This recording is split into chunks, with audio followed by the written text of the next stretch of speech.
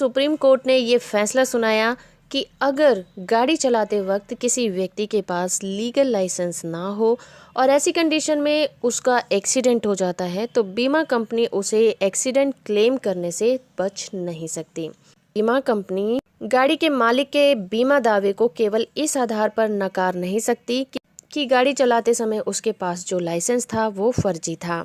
न्यायमूर्ति नवीन सिन्हा और न्यायमूर्ति कृष्ण मुरारी की खंडपीठ ने ये कहा कि ये साबित करने का पूरा दायित्व बीमा कंपनी पर होता है कि बीमा किए हुए व्यक्ति ने लाइसेंस फर्जी है या फिर नहीं, या फिर उसने बीमा कंपनी की शर्तों या फिर कॉन्ट्रैक्ट को जानबूझकर उल्लंघन किया था।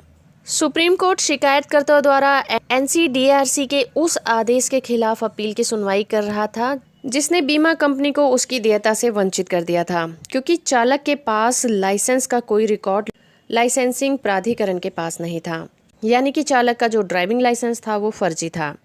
इस फैसले में सुप्रीम कोर्ट ने United India insurance company limited versus Lahru case का हवाला दिया। इस मामले में ये व्यवस्था की गई थी कि बीमा कंपनी को इस आधार पर अपनी देयता से बचने का मौका नहीं दिया जा सकता कि दुर्घटना होते समय गाड़ी चलाने वाले व्यक्ति के पास लाइसेंस फर्जी था। बेंच ने कहा कि ड्राइवर को काम पर रखते वक्त ये मालिक की जिम्मेदारी होती है कि वो उसके सभी डॉक्यूमेंट को चेक करे और उसके ड्राइविंग लाइसेंस को देखे। अगर चालक उसको ड्राइविंग लाइसेंस दिखाता है और वो देखने में बिल्कुल असली लगता है और इसमें कोई गुंजाइश नहीं रह जाती तो मालिक उसे क्यों चेक करवाएगा। तो धारा 14 सबसेक्शन 2A(2) का उल्लंघन नहीं माना जाएगा और बीमा कंपनी पॉलिसी के तहत उत्तरदायी भी होगी।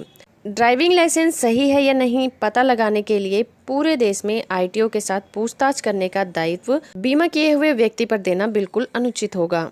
कोर्ट ने कहा कि अगर बीमा कंपनी ये साबित कर दे कि मालिक को ये महसूस था कि लाइसेंस फर्जी है या अमान्य है, उसके बावजूद भी उसने अपनी गाड़ी ड्राइवर को चलाने की अनुमति दी, तो बीमा कंपनी क्लेम देने से बच सकती है।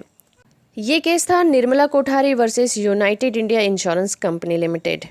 आई होप कि ये जानकारी आपको पसंद आई होगी। अगर वीडियो अच्छा लगा है तो आप इस वीडियो को लाइक और शेयर जरूर करिए। चैनल पर नए हैं तो चैनल को सब्सक्राइब कर लीजिए, साथ में ऑल नोटिफिकेशन बटन को ऑन कर दीजिए ताकि जब भी मैं कोई नई वीडियो अपलोड करूं तो आपको उसके नोटिफिकेशन मिलते रहें।